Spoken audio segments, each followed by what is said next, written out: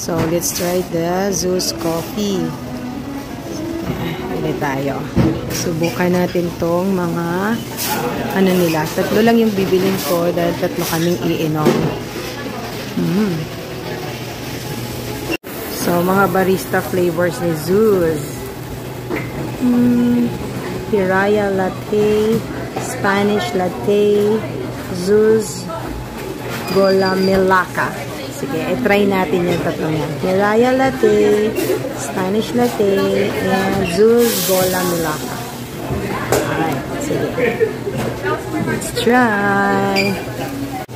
Nag-change ako. CEO latte. CEO latte lang ga. Isang Hiraya latte. Cold ba yan? Hiraya latte? Cold. Isa? Yeah, sige. Oo. May iba pa pala. Okay. So, dalawa yung, dalawa yung, pag CEO latte, dalawa yung bean na pipilian or what? Pipili lang po kayo ng coffee bean sa coffee bean natin. Nagagamitin. Okay. Yung flavor lang po. Okay, sige. Si Hiraya latte, si Lydia mo yung i-ano mo. Lydia. Same siya ni Spanish latte. Lydia din yung yung yes,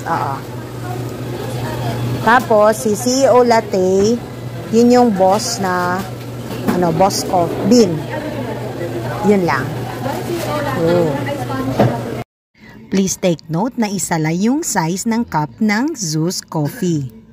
So, yung payment nyo, pwedeng GCash, pwedeng card din, and then cash.